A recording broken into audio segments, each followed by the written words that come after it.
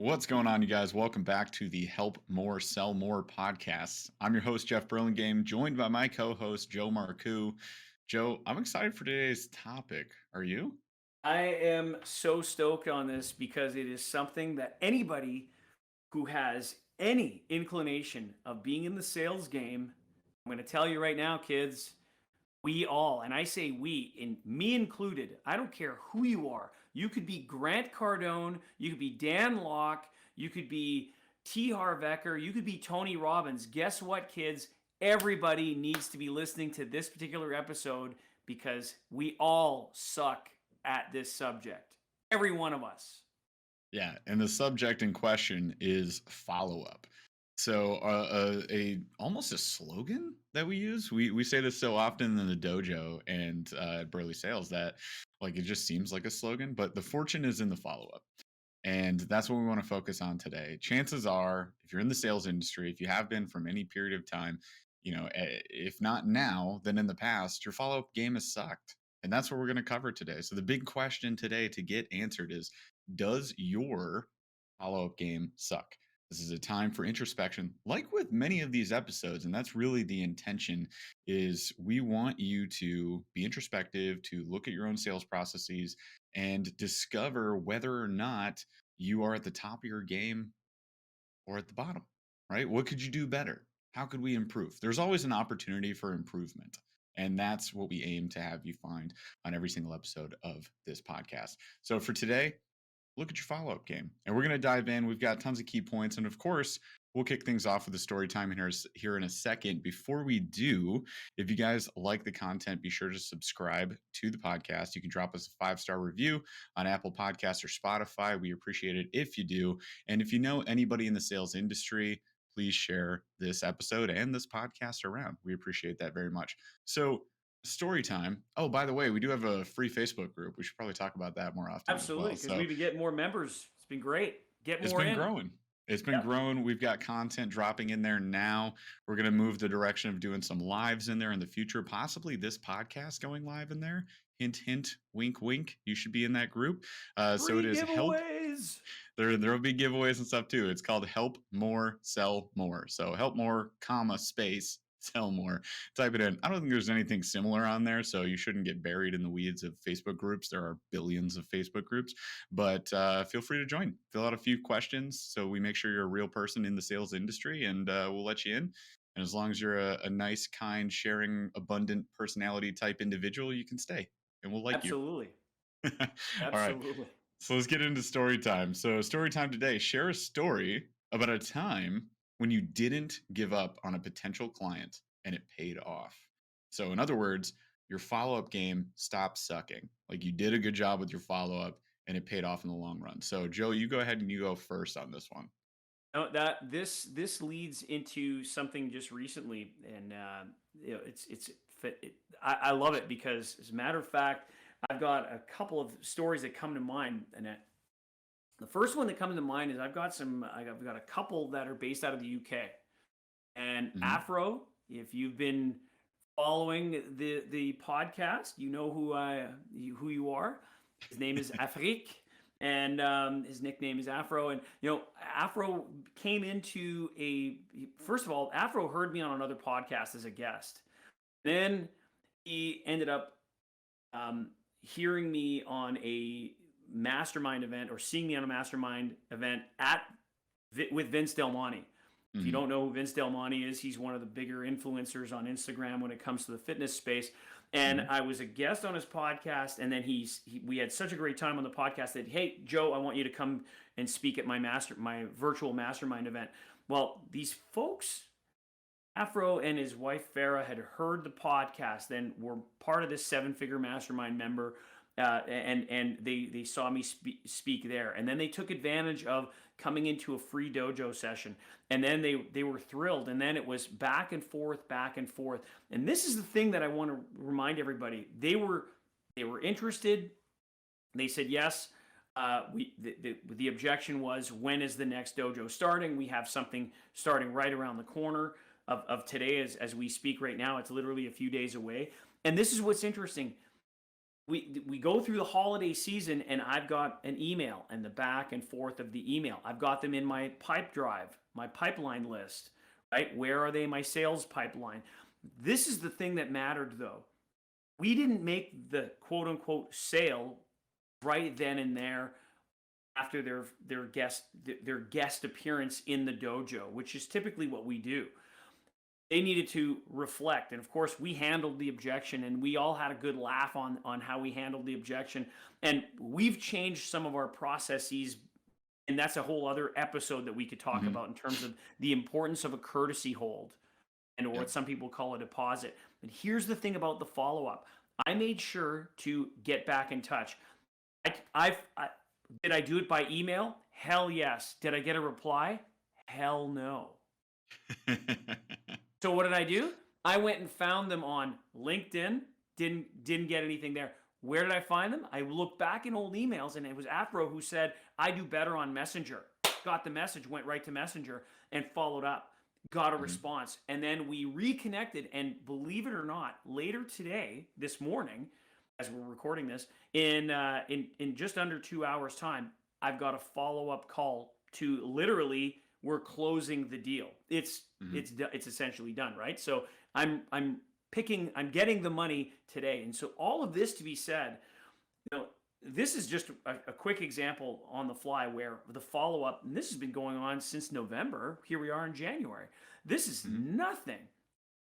I think of a guy by the name of Sam Parker, who has an email follow up list. Like, you can get a Hmm. hot lead. Somebody comes into your free offer, and then like, somebody who steps in as a guest in a dojo, they're hot lead. Like, hey man, they saw a post or they were referred. They take the time to speak to one of our sales team to be able to go into setting up a time to come into a free dojo. And if they don't decide, what could happen? Well, Sam Parker, what he's got this ongoing email hold list email. Some people didn't buy any of his stuff. Maybe they Hmm. did.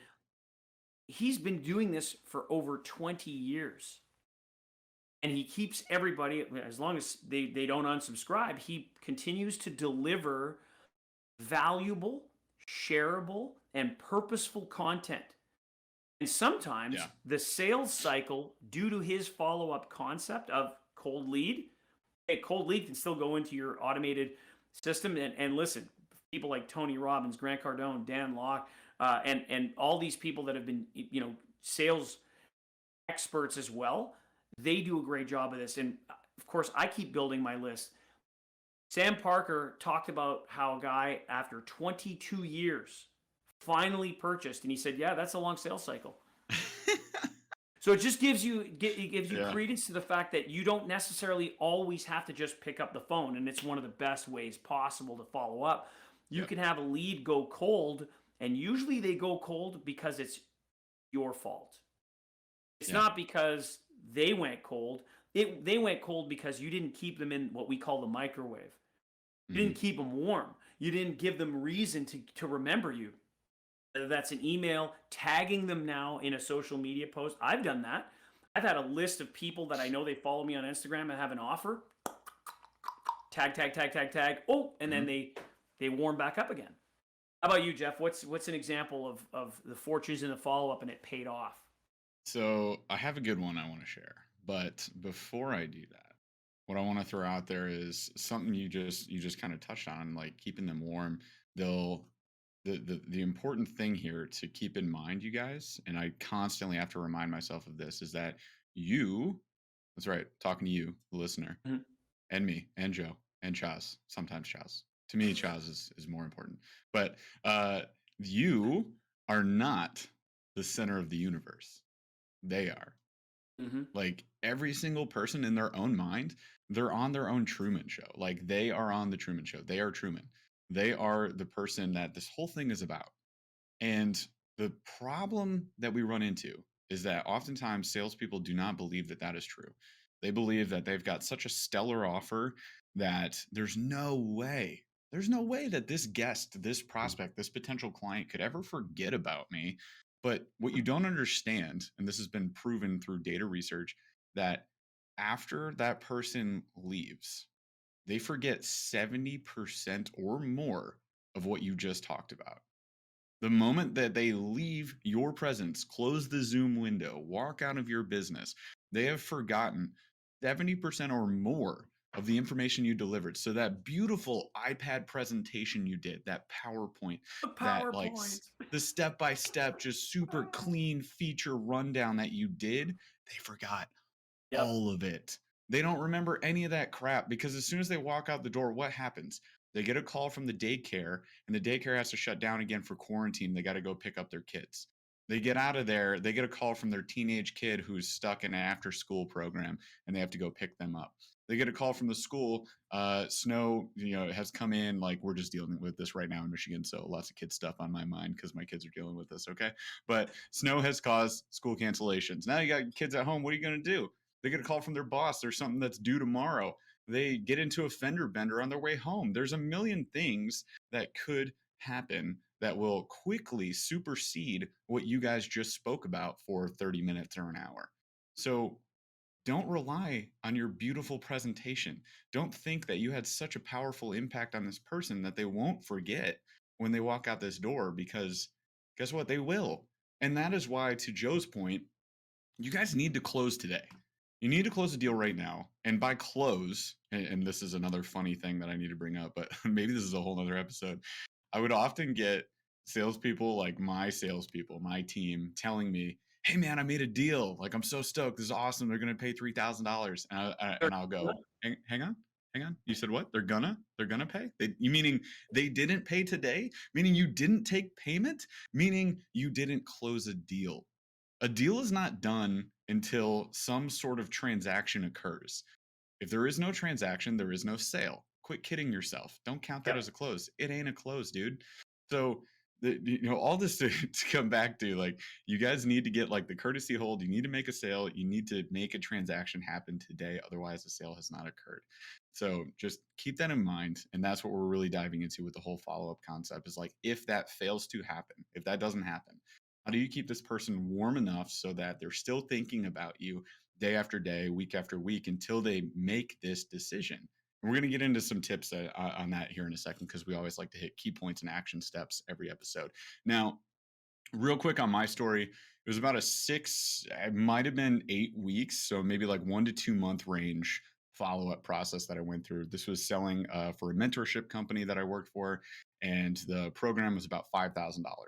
The issue I encountered was that the prospect I was working with was more than one prospect. It was 3 people on a team. It's 3 owners. And whenever you get multiple owners, you're always at the risk, I mean, probably more often than not, that not everybody's bought in. Somebody is going to be the hard sell in the group. There might be Yep. one that's like, hell yeah, we got to do this. There's one that's like, I don't know, tipping point. But there's almost always guaranteed to be that one partner that's like, we don't need this. We don't need to spend the money. We're fine on our own. We'll figure it out. I'll read a book, something like that. Yep. And that's what I was dealing with. So I was constantly following up these guys. I had done 2 or 3 calls already with them, just shorter ones, trying to like really pick apart and discover what they could really benefit from with our program and where their ROI would be. And we were pinpointing that. Now, this led to them randomly booking a call with me when I was supposed to be on a work vacation. And I say work vacation, like we were doing work, but I was down in the Florida Keys with a marketing team. And we were out on a boat. We were in the Florida Keys on a boat, and we were partaking in beverages. And they called me, Oh my and I God. had to do a follow-up call like 3 drinks in, out in the beautiful sun in Florida in February. And I'm a Michigan boy, so like if we get sun and warmth in February, you better believe I was in the ocean. I was swimming around. There was dolphins everywhere. This thing No was crazy. It doubt, was man. You're like all over it. I'm from Winnipeg. I'm with picturesque. you. Exactly. This is like a beautiful vacation opportunity that I had.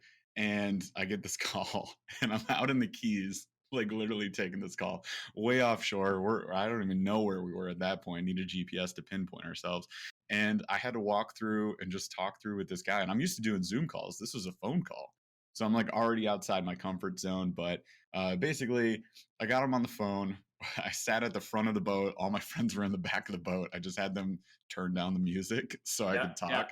And I let them know, I was like, hey, just so you know, I'm in the Keys right now on a boat. Like, don't take that as a humble brag or anything. Like, I'm just telling you that as a warning.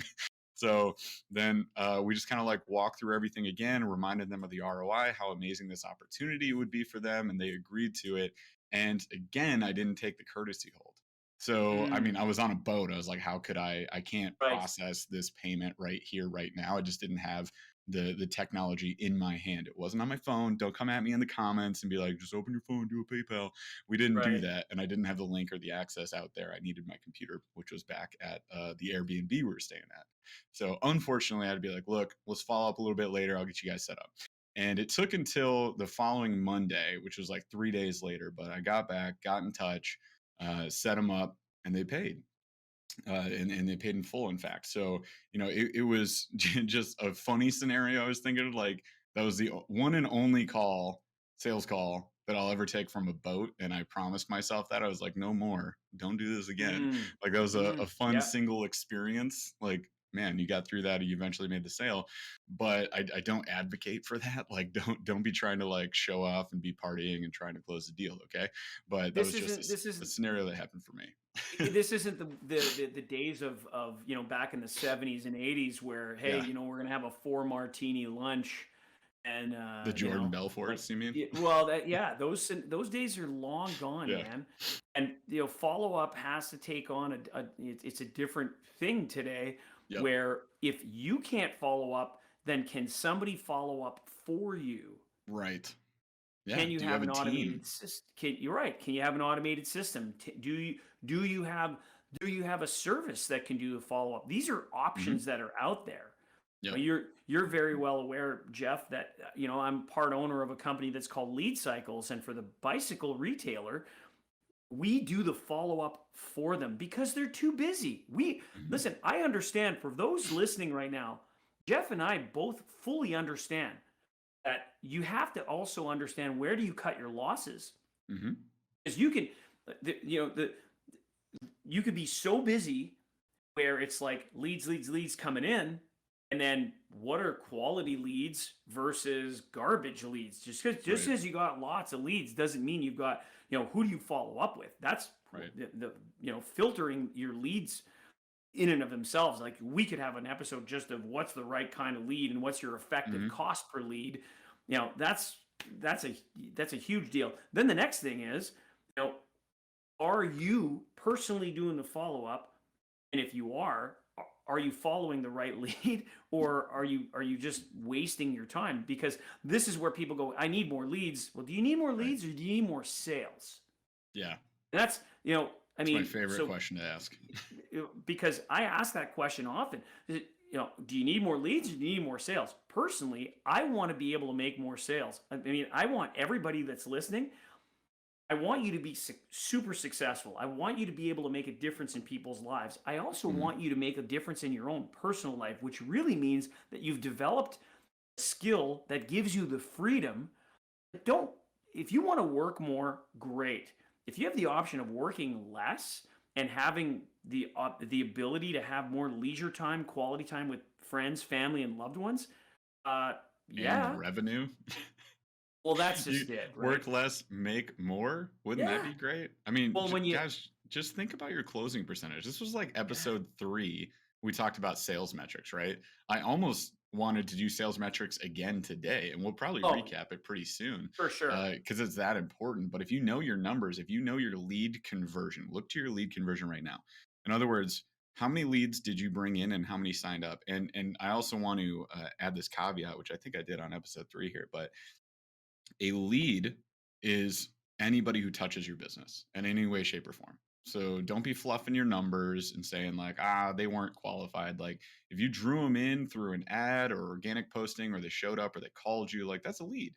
You Yep. need to know your true conversion because it gives you a better idea of the content that you're putting out there, whether or not it's going to the right people. In other words, are you speaking to or delivering the right message to your avatar client, your perfect client? And if not, if you see your lead conversion extremely low, there's a few things we can do. We can work on your selling skills, your objection handling. We can work on your lead nurture process, but we can also work on just your messaging. Like, are you even reaching the right audience? Are you getting oftentimes like, I don't think this is for me. I was expecting to pay 10 times less than this. Like, are we going after the wrong audience? And Yeah, that happens a if lot. is the audience showing up saying, well, actually, I don't have that problem. Yeah, And actually, this isn't even right for me. Exactly. right. So suddenly you end up being Jack Lemon in Glen Ross saying the leads are weak. And then, the leads are You're weak. weak. You're weak. Hit the bricks, pal. So Yeah. this is the whole thing about follow up, Yep. right? Some of you are so busy you don't have time to follow up. And if I you're think that's a letting key quality, concept. if the quality leads are falling through the cracks, then get yourself a system. If you're in the bike industry, go to Hmm. leadcycles.com and check it out. You could try it out for 30 days, absolutely free. Hmm. If it's for you, great, because we guarantee that you're making your money back and some, or forget it. If Yeah. you don't have, if you're, let's say you're an online coach, let's say you're a retailer of some kind, and you don't have time to follow up, there are tools available for you to do follow up. You could create your own email follow up sequence. Of Yep. course, it just takes time to do it. And then, all right, you could get a virtual assistant. Go to Upwork, go to Fiverr, Hmm. and you can have people follow up for you. I mean, the days of being an army of one, and Jeff and I, we're going to laugh at this. We all start off as an army of one. I Hmm. mean, how many businesses start off in the garage? You've got a concept, you've got an idea, it's great. Now you've got to get to a point where you get other people to do some of the work for you, and that's called salespeople. Because I don't care what business you have, if a transaction doesn't take place, your business is going to die. Yep. Sales is the cure all to any problem in your business because it creates the profit dollars for you to pay for advertising, for you to pay for new products and or inventory and or more importantly human resources to be able to get more revenue in. So if you're following up, great. Then then the question you have to ask yourself is, are you shucking oysters and finding pearls, or are you just making work for nothing? Your follow up, right? When you figure this out, you're going to be finding way more pearls. Focus on those pearls. That's who you really got to clarify. Who am I following up with? And then what's my follow up strategy? Like Jeff, you and I had this conversation. One of our salespeople, Chris Hmm. reached out to us earlier this week and he said, hey guys, what's our standard operating procedure when it comes to cancellations or Hmm. rescheduling? And my answer to that is if somebody's saying, hey, I want to reschedule, the answer is we reschedule. Yeah. And then we place the onus on them. How important is it for them to be able to want to be able to solve the problem? Yeah. We're gonna get to that. I've got that on my key points. Actually, you're getting at like the ultimatum eventually, right? So we'll get back to that. What I wanted to cover as well was, speaking to this point of like lead conversion. Do you need more leads or do you need better sales? Um, Ultimately, you guys just have to ask yourself this question: how much money is being left on the table? Like, how much money are you leaving on the table, missing out on because you're not following up? Just take a look at your past 10 leads. How many did you convert? If it was Yep. 2 for 10, you're at a 20% conversion. What if you were at 30? What if you're at 40? What would that do to your annual bottom line if you change that number from 20 to 30? And that's without any additional leads. With no additional leads, what would happen if you increase your closing percentage, your lead conversion percentage rather, by 10 to 20%? Just think about how many more deals that would likely be. So in this case, out of 10 sales, that's 1 to 2 more sales. If you close 1 to 2 more deals at the value of your product, your service, what's that worth? I bet it's worth a lot. And that's what you Well, really got to think about, because I could give you 100 leads, but it could also sink your ship. Like, it could literally take down your business because you simply can't manage them. And when people aren't taken care of, what do they typically do? They sound off about you. So it's yeah. like, oh, I filled out this form. Nobody ever got back to me. This company sucks, right? That's what you're going to hear. You're going to get 1-star reviews. Maybe if they're nice, you'll get a 2 or a 3, but most likely 1-star reviews. And that's not helping you. So I want to share with you some sales statistics, and I'm picking this up from the National Sales Executive Association, and this is something that I've even put um, to some of my clients over the years, and this is the crazy part. 48% Mm. of salespeople never follow up with a prospect. Almost half. Ooh. 48%. 25% of salespeople make a second contact and stop. That's it. Okay. Now we're looking at so right now we're at 73%. Just think of it from this perspective, right? Somebody leaves your great presentation and they don't purchase. That happens. That's fine. Now the question is 73% of your competition basically crap the bed, Mm-hmm. right? Almost 50 don't even follow up. An additional 25% will only follow up once. Here are the rest of the stats. 12% of salespeople only make 3 contacts and stop. Only 10% of salespeople make more than 3 contacts. Here's the crazy part. 2% of sales are made on the first contact. And of course, you know, there's statistics that for us, you know, what is the question becomes what is first contact? Yeah. So is it a phone call? Is it an Instagram? I mean, that's a different deal. Here, again, this is from the National Sales Executive Association. I'm going to get to the point that really matters. 3% of sales are made on the second, 5% of sales are made on the third, only 10% of sales are made on the fourth. 80% of sales are made on the 5th to 12th contact. I want to repeat this once again, right? The fortunes in the follow-up. 80% of sales are made on the 5th to 12th contact. Your competitors, okay, 48% of sales people never follow up.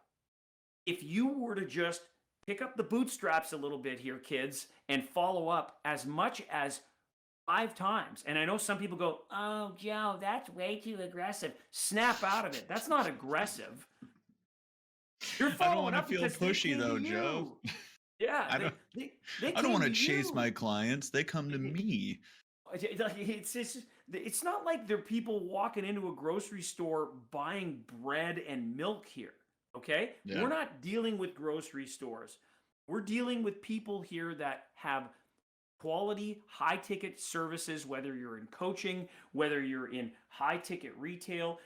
That to me is the audience that we're speaking with. Real estate, copywriters. That's what Jeff and I are looking to speak to you and are looking to help more so that you can sell more. So here's the deal, you guys.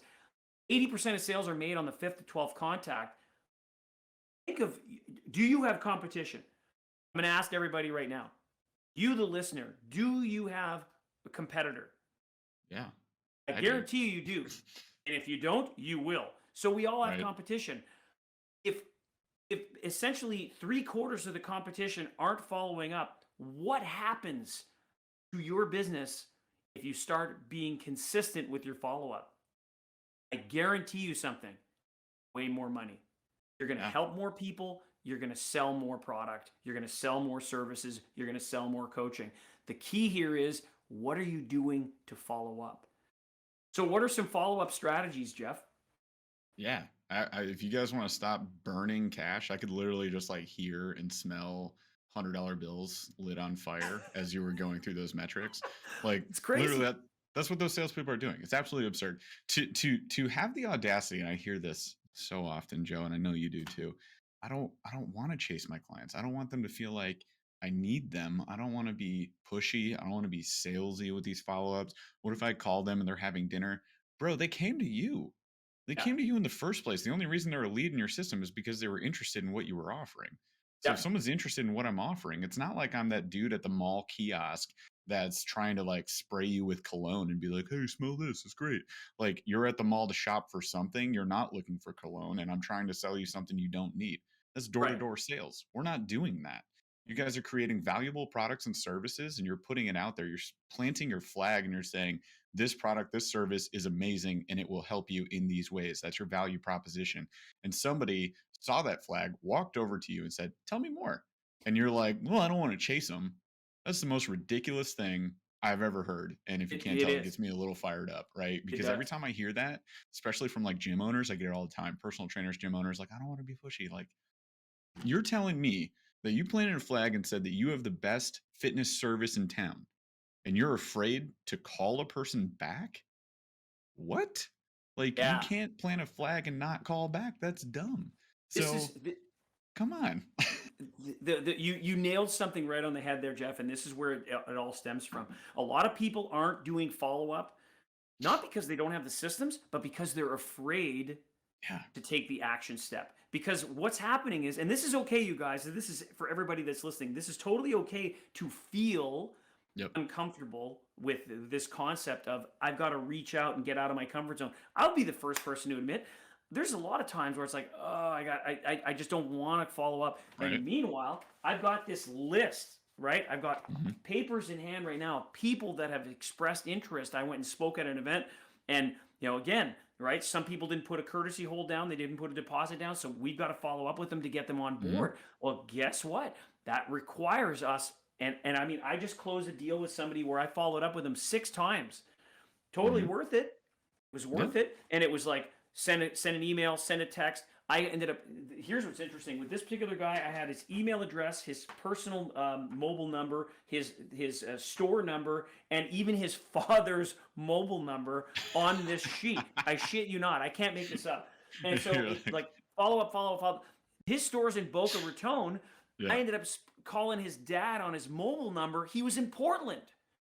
And his dad was in a bar saying, listen, I can't take this call right now, but this is great, Joe. We are signing up. Well, okay, the transaction didn't happen. Guess what? I followed up again. Guys, I mean, you have to have systems in place. And where are your prospects in your pipeline? Like, we've got a system where we can tell where people are in the pipeline from. Mm-hmm. And I'm just going to walk through this real quick here.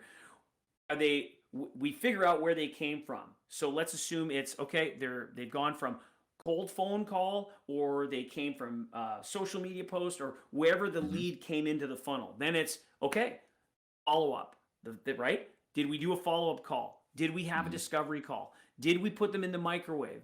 Did we put them in the email sequence? Did we do a 15-minute clarity call? Did we do then a discovery call? Do you understand? There's steps in the process. Now, some of you may be listening to this right now and go, yeah, we've already got a pipeline.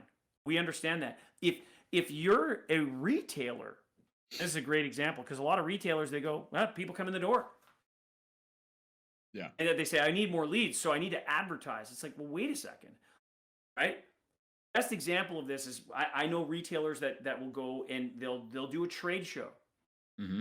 Right? Perfect example. I went to the Barrett-Jackson car show, right? The Barrett-Jackson car auction. Mm-hmm. And you think it's all about cars. I'll tell you what, they've got a trade show area. They're selling everything. Yeah. Okay? They're selling everything from exercise equipment to artwork to cars, right?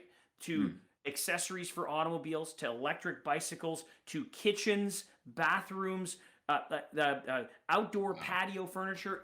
I'm telling you, none of it made sense. Right. Hair and makeup, it was everything, right? Because people are there, they're looking at buying at an auction for cars ranging from 50 grand. There were multi-million-dollar cars going up for auction. So this trade show area, what's the point? Why am I bringing that up? Well, when you walk into a trade show and you're just snooping around, guess what? Somebody's going to buy. And you're competing now, not just against another. Let's say you're selling. Let's say you're selling cell phones. Well, guess what? You're not just competing against other cell phones.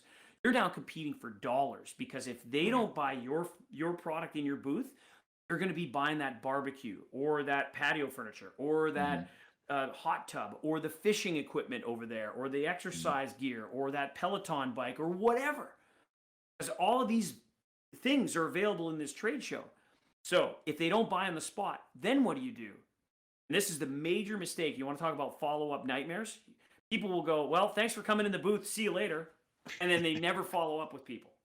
Because you have no info. Come on, bro. I mean, if you're spending money, and retailers are notorious for this, they spend money on their lease, they've got their staff, they've got their stuff. Now they move all the way to a trade show, and they're spending money on the booth space, they're spending money on staff and the cost of being there and everything else. And then they put up a fishbowl, right? Their idea is a fishbowl, and they're going to enter to win, which I think is a great idea. Okay, great. Now the problem is, if you're putting a fishbowl and you're getting pieces of paper, you can't read the damn pieces of paper. So then somebody's going to win something. Like, we've helped people with this in the past, where We're going to give away a free electric bike at this trade show. Okay, terrific. So now you've got all these people hanging around, all the cost of you being at this trade show, your staff and everything else being there, and you give away a bike, and you want to chalk that up for marketing? Waste of your time, waste of your money. Hmm. I'm going to give you guys a hint at something that's gold right now. Okay. You want to talk about execution and something that's awesome. If you've been listening through this podcast right now, this is going to be worth millions to you right now. I shit you not. You put up your, first of all, you give away a free draw. You do your free draw of whatever you want to give. You don't do it on paper because you can't read everything, and then the likelihood of somebody actually doing the data entry after a busy trade show is next to nothing, and you won't be following up. Get an automated digital follow-up system. Get people to enter their first name and email address at the minimum so you can have an automated sequence. Okay, we do that, right? Then the next thing is you do your draw. So let's just say you go to a Barrett Jackson car show, which by the way is a 10-day trade show, and you collect. Let's just use a small number of 1,000 names. You only get 1,000 names. Which, by the way, 1,000 is nothing. I've done a 10-day trade show at the Calgary Stampede. The Calgary Stampede will typically get 1 million people through the gate over 10 days. 1 million. So I'm just going to say 1,000 people, okay? Yep. So at 1,000 people, you get one winner. You draw the name of the winner and you say, hey, congratulations, Jeff, you're the winner of our free item. You have 999 other people on your list. And you email them and you go, subject line, good news, bad news. The bad news is you didn't win. Our winner was Jeff. The good news is you're a runner-up. Everybody on the list is a runner-up. Everybody, 999 people that you can follow up with because they put their name in because they said, I'm interested. And what did you do? You followed up. You're already 52% better than the 48% of the people in sales that don't follow up. Do you guys smell what I'm standing in? I feel like I'm screaming in the mic right now. It's like, if you don't follow up, you're dropping a fortune. Yeah. That's just one small example of only one contact. If you did 5 to 12, 80% of sales are made on 5th to 12th contact. So when I hear, this is way too many emails or too many texts, are you kidding me? If you don't do it, somebody else will, I promise you. There's a difference between being pushy and aggressive and being assertive.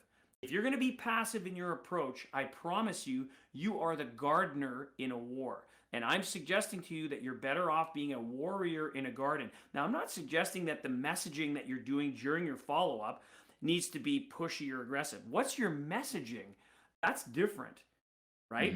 What's my approach? However, if I put it out there where somebody came to me and they said, yes, I'm interested, it's not a question of being pushy. It's my obligation.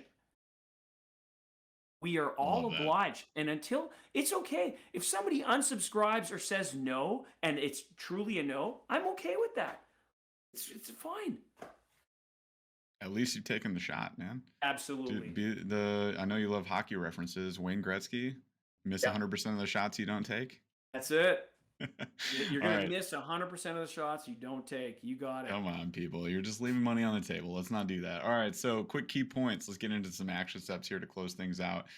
So number one, Joe hinted at this. Get a system of some sort. At the very least, you can take a Google spreadsheet, right? Let's just say do a Google Sheet.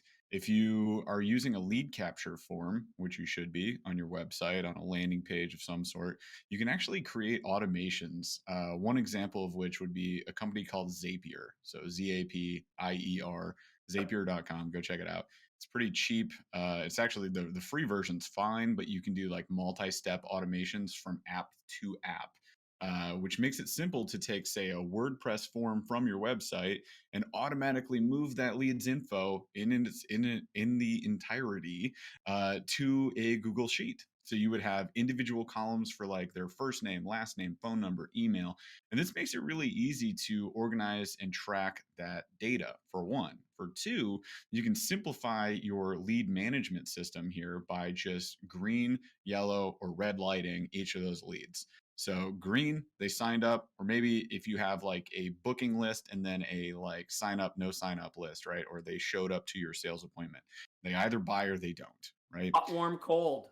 Yeah. So you've got your green is like they're in, your yellow is tipping point type situation. We're not sure where they're at. They need to make a decision. They're stuck on maybe. That's as good as a no to me. It's a bad situation. Yep. But then a no or a definite not is red.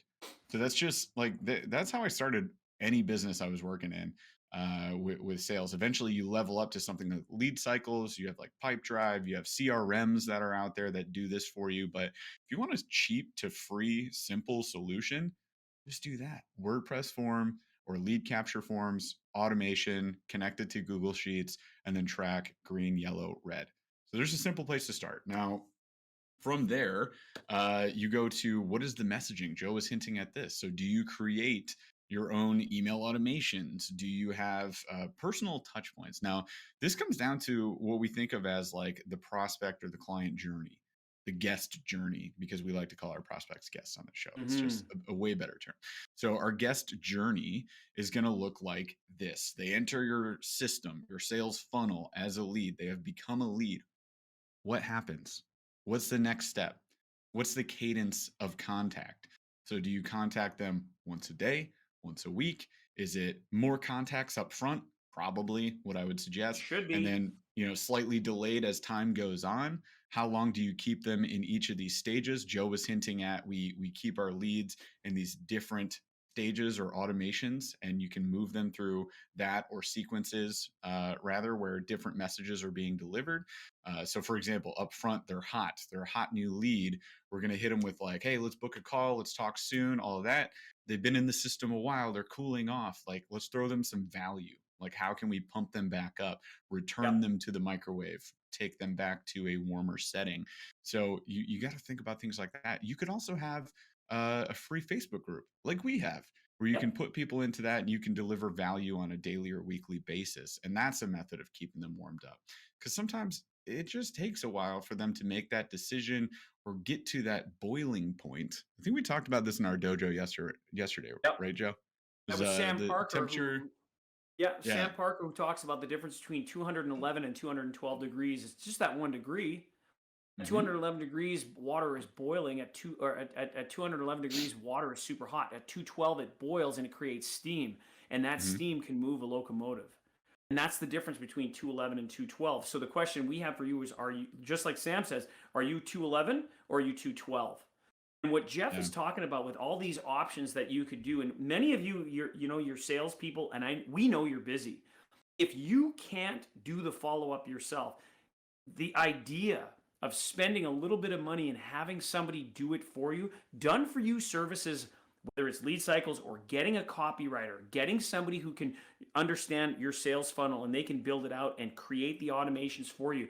Chris Fougere, who's a friend of mine, who's the freedom marketing coach. Daniel Lamb, who's in the dojo and he's a black belt. He does this kind of thing, right? With Holland Creative. Like, Hmm. these are people that you can reach out to and get them to do it for you, because if your focus is on sales and you want to work on just the incoming, and yeah, okay, if the leads fall into warm or cold, you should still have them in some kind of Hmm. follow-up, because if you don't, you're leaving way too much money on the table. So Yep. doing it all by yourself, my coach Craig Ballantyne will say, if hearing the words I will do it myself, those 5 words, they hurt his heart.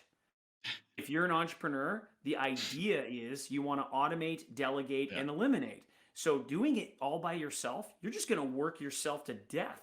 Let somebody else do it. Hire it out. Because if you're not following up, because ultimately, what should be the number one thing that should drive your business? It's why Jeff and I are here. We're sales. The number one thing you should be doing every day, if you're doing things that are not sales related in your business right now, my question is, what are you doing? Why? Like, it's like it's like saying, yeah, I'm a coach and I'm building out my program. Well, wait a minute.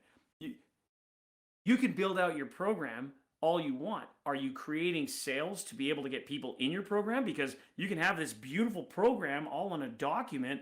It makes nothing for you. You're not making any impact until you make sales. Get people in your program. You could literally be at a position where, you know what? My program, I need to deliver this by Monday. Okay, well, it's Friday. You can Yep. create the program this weekend. Make sales Monday through Friday. Does that Yeah. make sense, Jeff? I've seen this time and time again with gym owners. It's they have the best programming, the best coaches. Their SOP manual is fantastic, and they close down in the next 18 months. Why? Because they didn't focus on sales at all. I'm sorry, but Yeah, sales is there's no greater than sales. operations. You do need operations to keep a business going, but what's the point of having perfect operations and retention systems if there's nobody to retain or operate for? Yeah, you Like, got to, hey, sales, follow up, let's go. yeah. All Now, what's right. the So, action step, Jeff, as we yeah. close out today's episode? So Get me off the soapbox. briefing on action steps. Out. Get off that soapbox. I'm going to take the soapbox away from Joe now. It's in the closet at this moment. I'm locking the door. All right. So quick action steps. Number one, find a way to have automations. I want you guys to think about this and as far as like a safety net. Right, your automations are your safety net. They're designed to be there to try to keep somebody warmed up and not let them fall through the cracks. So you don't lose track of them. Have some sort of tracking system. It could be as simple as Google Sheets or as nice as Lead Cycles or some other CRM, some other application like that, just to help you keep track as well. Have personal touch points there as well. You Mm-hmm. cannot leave automations as the only method of contact. You have to have personal contact. Now, to Joe's point, that doesn't have to be you, and long term should not be you. It might be you in the beginning. You're just a sole proprietor. It's just you. I get it. But eventually, as soon as possible, after you make some sales, hire somebody to do it. Could be a person, could be a VA, could be a company. Something like that would be the way to go. And then have short term to long term strategies. So, in most businesses I've worked in or started, we have a 30, 60, 90-day follow-up system followed by long-term lead nurture, which goes to 180 to 365 plus. And that looks like this: 30 days, I'm contacting the shit out of these people because they're hot and I need to do my due diligence and try and get them started. 60 days, they're moving to that lukewarm setting. So I'm going to just keep trying to push. 90 days, they're definitely tipping towards cold. So it's like make or break. This is where I call out the tipping point versus the ultimatum. So at some point in those 90 days, I'm probably going to deliver an ultimatum if they've been on board. Like, so if they've been like, yes, yes, yes, and yet we're just delay after delay. Hey, next Friday. Hey, the next Friday. I'm going to present an ultimatum. And don't be Yep. afraid to do that. Like, I don't consider that to be wasting a lead because I've closed many of those ultimatums. You're not going to close It's them all. okay to be able to. It's okay to come to a meeting and say, "Hey, you know what? Let's just Mm-hmm. confirm that maybe's not an option today."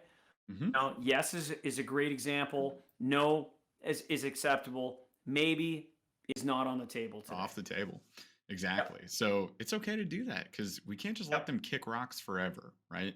Oh, Now, that in mind, there's a couple things you can do if they do kick rocks forever and you're having trouble getting a hold of them. I call this the dead list, right? So every business should have a dead list. The dead list consists of leads that entered your funnel and never showed up again, never communicated with you. Maybe they showed up for a sales appointment, never bought, never got back in touch with you. Maybe they were a client and they canceled as long as it was on decent terms. Then they belong on this dead list. And the dead list is something that I'll hit up every 6 months. So every 180 days, I'm just going to send out a very simple email, literally like 5 to 15 words. Just, are you still interested in improving your revenues, your sales metrics, growing your business, something along those lines, whatever's yep. appropriate for your business? Are you Would still you like to interested in this? revisit? Yeah, that's it. Something Yep. very, very simple, 5 to 15 words, simple subject line that's about the same thing, and just shoot it out there. You're going to get like a 3% response rate on this. I promise you that. It's going to be very low, sub 10% guaranteed. 3% is my average. And Worth an with email blast, though. exactly. So imagine that there's 100 people on that list. You get 3 responses. 1,000 people, you get 30 responses. What could you do with 30 responses? 30 conversations started back up with individuals. There's an Yep. opportunity there. And how much time did it take me? 2 seconds, because I made the email and I batch that email out through MailChimp, whatever your email client is, just boom, done, sent. You could even set it Yep. up to automatically send every 6 months to that dead list. Then it takes you negative 5 seconds. So That's think it. about it. Just easy opportunities there, you guys, and that's what we want you capitalizing on. So ultimately, what does this all come down to? What was the big picture today? The big question we asked at the beginning of this episode was, does your follow-up game suck? And at the end of the episode now, you need to take action on that. If your follow-up game sucks, and don't take that personally, come on, we all suck at stuff. We So all do. it's okay to say your follow-up game sucks as long as you intend to take action on and improve that follow-up game. And that's our intent from today's episode. And this ended up being like kind of a longer one. I mean, we got into it. We got heated about stuff. This is We obviously something we did. care about, right, Joe? Absolutely. And we want you guys to keep coming back and listening to Yeah, our podcast. So make sure you click that subscribe button, give us a big like, and if you could, guys, give us a 5-star review. We would really huge. appreciate that on whatever platform that you're listening to. All right. Well, thanks for listening, you guys, and tune in every Monday, 6 a.m. Eastern. We drop another episode. We look forward to hearing back from you. And you should also join the free Facebook group, Help More, Sell More. So we look forward to seeing you there and interacting with you.